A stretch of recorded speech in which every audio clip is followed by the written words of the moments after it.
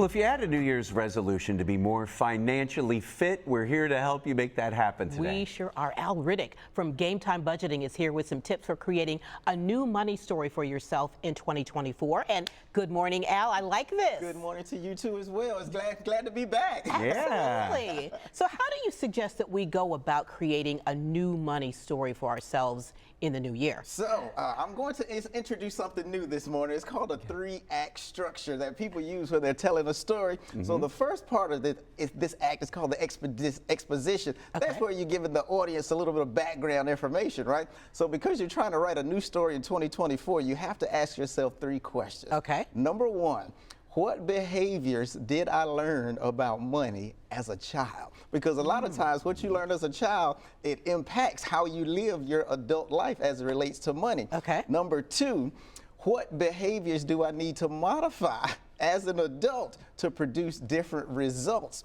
in my personal financial life? And then number 3, you have to ask yourself, how in the world do these behaviors or these beliefs that I have impact my life on a day-to-day basis? Because once you answer these 3 questions, you'll be in a better position to draft a new story for 2024. Make sense? It does make sense. It does make sense. All right, so you mentioned this 3-act story here when we're looking at this. So let's talk about Act 2. How does that influence our creating our new money story? So Act 2 is where things get a little juicy, right? Because this is the part of the story where you have conflict or confrontation with the main character. In this story, because you're talking about yourself, you are the main character. So again, you have to ask another question.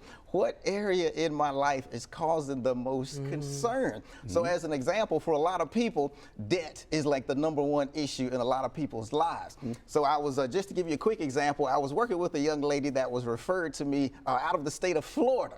So by helping this young lady work through her financial story for the new year, can you believe we helped her find $2,000 of free cash flow that she's now using to pay down debt and increase her savings as well? But again, it's impossible to do things like that if you don't understand what drives you financially and what values you have with money, and if you're not willing to kind of take a tough look at yourself in the mirror to see what you can change from a mindset point of view to better your relationship with money. And that really is it, the mindset. And I'm curious if this new money story is, I don't know, is it a novel, is it a sitcom, a movie, or what? Kind of give us an analogy. If you put forth your best effort, right, to write this story with your best intentions in mind, it can be the most successful financial story you have ever written, because you're the author, you're the main character, and you're playing for the audience as well. You have all the control. Now wait a minute here. The big denouement, you talked about the setup, Act 1, Act 2. So Act 3, how do we get to that? Act 3 is how does the story end, right? Yeah. So because you're playing all 3 different roles in this story,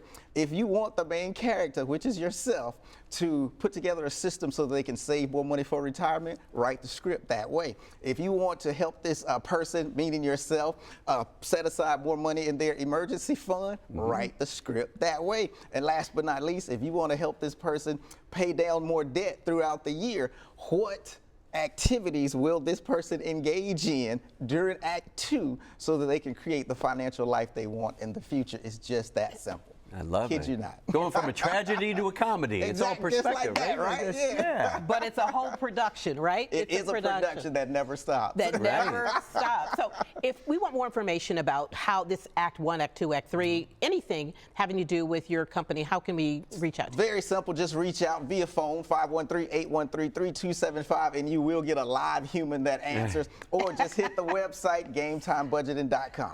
And like you said, Al, it's not necessarily about making recommendations, anything like that. It's having that conversation that more people need to have. You definitely have to have it. All right. Al Riddick, Game Time Budgeting, thanks so much. We'll be right back. We appreciate it. Now we just have to follow it, right? You know, follow that advice.